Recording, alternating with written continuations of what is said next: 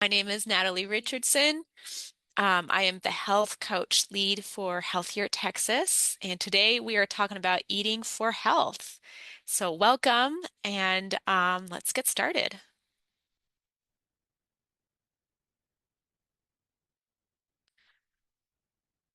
All right, just a quick share here. It's Time Texas is a non-discriminatory organization. This material was funded by USDA's Supplemental Nutrition Assistance Program, SNAP. Next slide, please. All right, and I am Natalie Richardson. On our very last Community Challenge webinar, Elena Ramirez will be leading that very last one. And if you're here prior, you probably met Isabel already. That's the three of us, our three health coaches here at Healthier Texas. Um, Next slide, please. Hello, Silvia. All right, for those who are new to us, a little bit about us. Healthier Texas is a nonprofit organization that is dedicated to improving lives of Texans by addressing the root causes of preventable diseases and promoting better health outcomes. Oh, hello, Smithville. Becky, people are coming in saying hi from everybody. Oh, hello, Aveline. That is awesome. Next slide, please. Edinburgh, Lufkin. Oh my goodness, people are everywhere. It's so exciting to see you all. Like I mentioned, this is part of our Community Challenge webinar series. We are about to close it. It's coming up March 9th, and hopefully by now, if you have sticked with us through from January to March 9th, you have already established some healthy habits. And if you still feel like you need a little more oomph or a little more accountability, a little more support in making these healthy habits, please talk to me or Elena or Isabel. Any of the health coaches are here for that reason. I'll share more about that at the end of the presentation.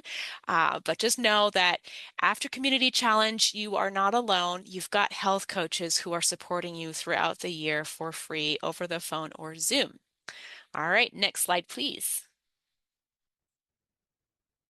The objectives for today's webinar are to identify the current dietary guideline areas of focus and ways to reduce added sugar, fats, and sodium to achieve a healthier eating pattern.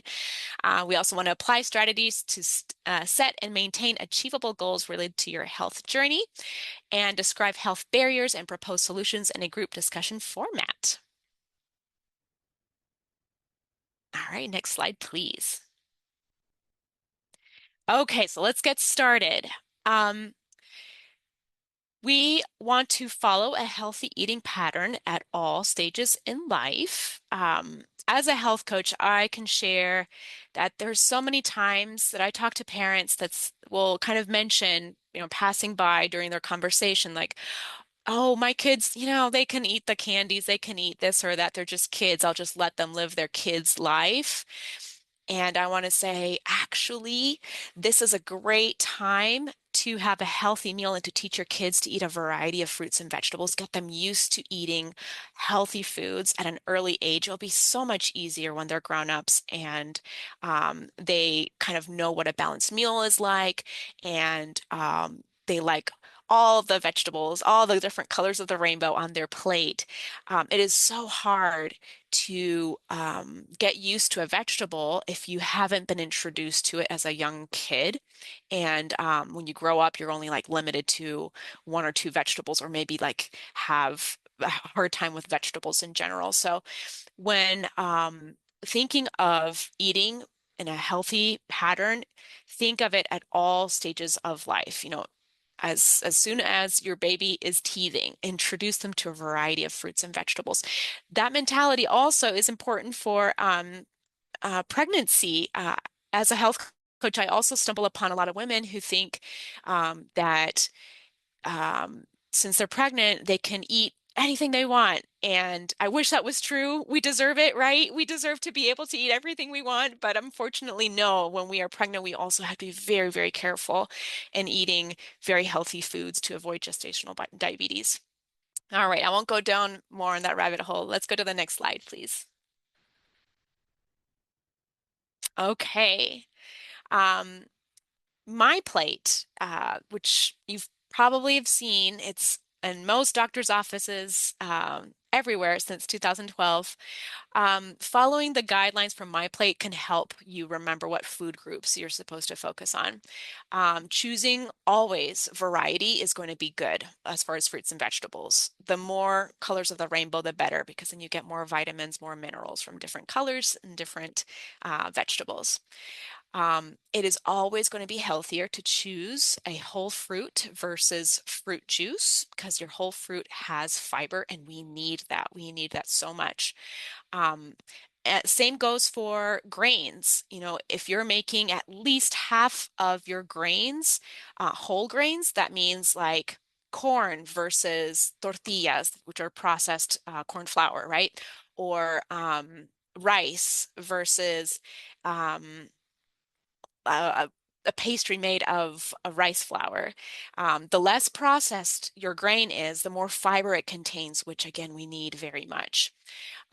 If you are a person who consumes dairy, choosing low fat or fat-free dairy options is great. Keep that saturated fat low. Um, when eating protein, try to vary it up as much as possible and choose more on the lean proteins, the less saturated fats. Um, Beans, lean meats, eggs, nuts, seeds, seafood, vary it up. Those are the best. And just overall, limit saturated fats, trans fats. Now, they did ban trans fats in foods, but there is a little loophole that we need to be aware of. Anytime that you are buying a product, especially if it's like one of those yummy cookies you find selling everywhere, look for partially hydrogenated fats. Partially hydrogenated oils are trans fats, and as long as the amount is minimum, um, the the business selling the product is not required to report it on the nutrition fact label, but it is there in the ingredients. So sometimes what you'll see is the serving size is 2 cookies, and it has trans fats, but not enough, not like over 0.5. So when looking for ingredients, look for partially hydrogenated fats or oils, and then you'll know, oh, that does have trans fats. That means I really have to stick to the serving size or not buy this product at all. Okay, no more of that rabbit hole. Next slide, please. Okay, this one is super important. Variety, variety, variety. Nutrient dense, that's great. Sometimes nutrient dense foods are expensive, especially nowadays. But the more variety, the better. Um, what we can think of though is what is going to be more nutrient dense. Um, Iceberg lettuce, for example, or a box of mixed greens, you know, darker leafy greens. The one that has more nutrition is the one that has darker color usually. So think of those when buying your fruits and vegetables. You want to buy the rainbow, just a variety. That's always best. Um, and also think about your calorie intake. If you are keeping watch of your calorie intake, fruits and vegetables with fiber are always going to have less calories than anything processed. Or veggie chips, for example. Veggie chips versus a fresh fruit or vegetable. Veggie chips are going to have more calories and less fibers because of the process it takes to make that into a chip. Be aware of portion sizes that will help you keep a healthier diet. Look at serving sizes when buying something that's processed. Um, Look at the food label for the portion size that is recommended and kind of um, calculate from there what your calorie intake is going to be based on that serving size.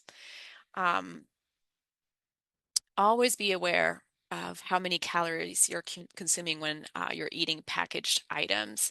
Those can be sneakers, packaged items and beverages too. They can sneak in calories like that. So if there is a nutrition label, take advantage of that. Always read it. Check out the calories, check out the carbs, check out the added sugars, check out those trans fats, make sure it doesn't have that. That's what they're there for. And of course, when you have the option to choose as much as possible, choose the less things that are processed. So things that don't come with their nutrition fact label, broccoli, cauliflower, they don't have their nutrition fact label on there because they're just broccoli and flour. They don't have anything added to it. All right, next slide, please. All right. So let's go into a little bit of a chat discussion here. I want for all of us to kind of learn from each other, and maybe we'll pick up some good strategies, just kind of reading in the chat, and I'll start reading out loud too, so y'all can hear. If everybody could share what works best for you to limit sweets on a daily basis, and I will start reading them now. Not having any sweets in the house. That is always a good one. It's a successful one for my clients. That's great, Claudia. Claudia does not crave sweets. I, on the other hand, have an issue with sweets sometimes. Put sweets out of sight. Yes, out of sight, out of mind. Dark chocolate versus milk chocolate. That's a good one. Frozen grapes. My brother taught me about that one. Substitute fruits. Oh, a lot of people are saying substitute fruits. That's a great one. Oh my gosh, they're coming in so fast. Let me see. Um, Let your friends and family keep you accountable to your commitment there, of no sugars or no sweets in the house. That's a good one. Add fruit or lemon to your water. That is great, Bridget. I love that. Um, let's see, bite size or fun size. Oh, okay. So if you are going to have the sweets, just, go on the small, teeny portions, bite size or fun size. Perfect. Eat fruit, sugar-free sweets. Okay. Buy in-season fruits. That makes such a difference. Fruits that are in season taste way better than something that's shipped over from Chile. Um, and again, the frozen grapes, that is such a good one. My brothers used to do that when I was a kid, and I thought it was the weirdest thing until I tried it, and then I understood. I was like, this is amazing. Um, that one, Carlene, brushing your teeth after you're done eating sometimes helps you kind of close that door. And yeah, after you brush your teeth, sometimes you just don't crave any more food. And I had another client that did that. That's a great one. Not have them close to me, but frozen fruits and grapes and strawberries. I like that. Has anybody tried monk fruit? I've had some clients that have tried monk fruit. They really swear by it, and they love that as a sweetener. All right, let me see if there's anything else here.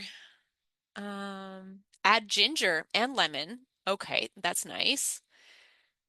Perfect. Um, Sugar-free Jello. Greek yogurt with lots of fruits. I like that one. Beautiful. All right, let's move on to the next question. Thank you all for sharing that. Hopefully, some of these ideas have inspired others.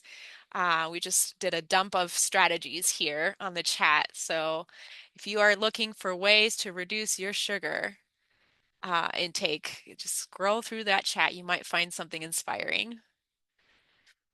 Okay, next question. Next tip that we all want to share with each other. Um, what are your shopping strategies to avoid unhealthy snacks? Ooh, that is a good one, right? Mine is to not go to the grocery store hungry. I have to be already snacked up. That way I'm just focusing on my grocery list. Let's see what y'all have. Let's see. Um, Stick to your shopping list. Yep, Roxanne. Just stay in the healthy aisle, which, if you have a grocery store that's organized that way, that is great. Some grocery stores are strategically not organized in that way to have a healthy aisle. I love that. Okay, so you, Claudia, are picking up and reading nutrition labels before putting it into your basket. That's good. Plan meals ahead of time, make a list, and then do your trip. I love that, Bridget. And that's what, it takes several steps to be able to go to a grocery store, but it all starts with meal planning. I like that. Yep, there's more. Stick to your grocery list. What do y'all do with the temptation though at the grocery store? There's like things just yelling out there. Does anybody do pickup? Like order online and pick up and find that as a good strategy to avoid all of the other tempting items there. Not going down the snack aisle. Um, Order curbside. Okay, Carlene is on that too. A lot of my clients find that helpful too. If your grocery store has that option to order curbside, it just kind of helps you not put stuff in your cart. I guess online is less, the visual picture online is less tempting than the actual physical thing right there in front of you. Focus on bottom shelves. Michelle, I'm curious about that. I wonder how your grocery store is organized. Bottom shelves. I'll have to pay attention to mine later and see if that makes a difference for me. Victoria says spend all your money on clothes instead of food. All right, more for curb pickup. Pickup. Oh, there's the forbidden aisle in your family, Maria Cruz. I like that. The candy aisle. Yes, that's one for ours too. Like, why even go down that aisle? It's just going to be a heartbreaker. We can look and not touch and not see. And yeah, we teach our daughters to avoid it to this day. To still, I love that. Even when they're adults, it's the forbidden aisle. I love it. Put rice cakes in your basket. Oh, it will help force you to put back any unhealthy sweets in your basket. I like that. Fill up with rice cakes and stick to your list. It looks like most people say just stick to your list. Willpower. For me, it is I have to have a healthy snack before I head out so I can have more willpower to stick to my list. My grocery store does not have curbside, but if it did, that would probably be another thing I'd try. Um, Although sometimes it's nice to just walk and look at stuff. But that's just temptation there. Michelle agrees. Yes, eat before you go. Sweet. All right. Let's take on the next question. Oh, Maria Cruz, take only limited cash. That is a great strategy. And there's another client that used to do that too. Like only allow yourself to take cash, no credit cards on you, so you have to keep to your budget. Smart one. Okay, last one. Last one to share our strategies with each other. Let's share in the chat. What are your strategies to eating healthy when eating out? Ooh, this is going to be interesting.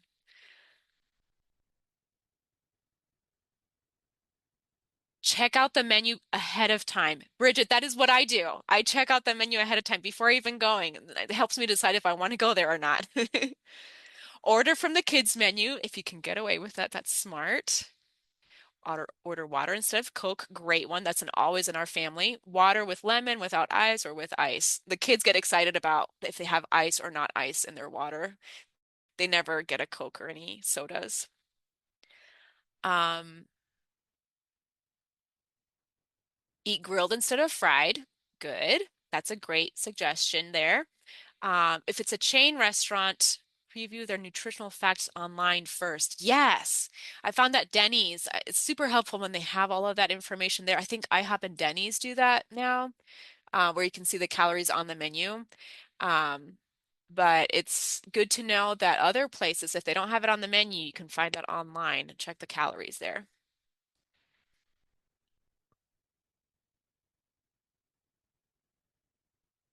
Order off the healthy food section.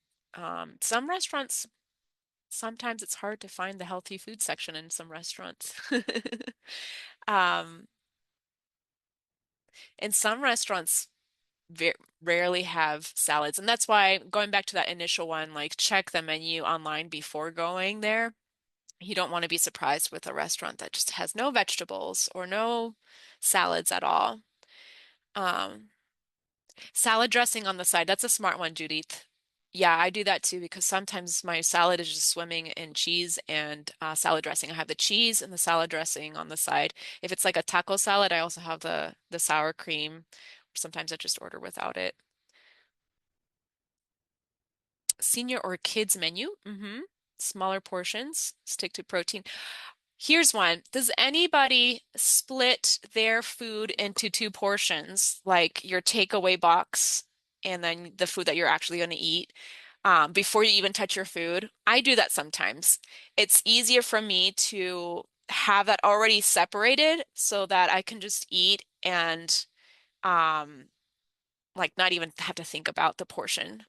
Sometimes when the food is in front of you and you're just eating, it's easy to try to like finish the whole thing and then just put like the little bit of leftovers in the leftover box. But if you are splitting it as the food arrives and then you already have that to the side, then you don't have to worry about it. You keep to your portions. I learned that from another client actually. Now I do it. Split your meals with your spouse. Yes, that's a good one. Um, Only get water. Stay away from desserts and creamy sauces. Yes, Cynthia, I think that's the one. Get a to-go box with the meal. Um, find some protein. Ask for substitutions. Yep, that is fine. Um, let's see here. Choose healthier sides with your meal. That's a good one. Okay, Sandra, you also do that divide in half to take home.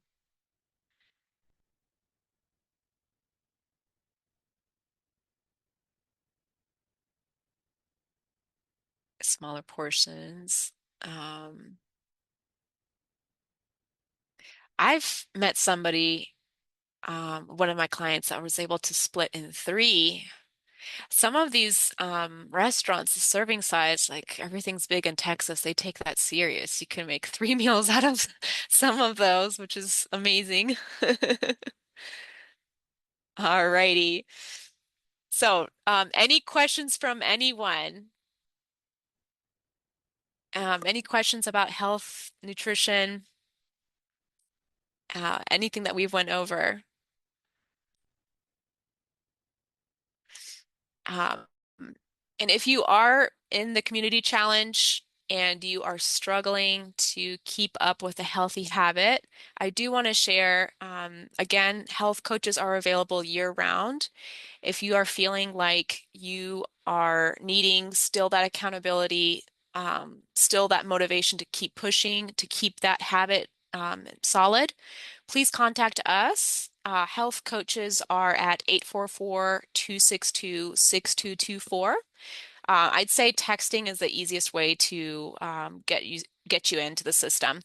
So just text message us and we can schedule you a time to get you registered and then get you started so you can continue on working with the health goals that you have been working on since the beginning of this year. Also, we still do have our Stronger Texas fitness classes and nutrition classes online. Those are via Zoom. They are scheduled. You can go to strongertexas.org to register for those.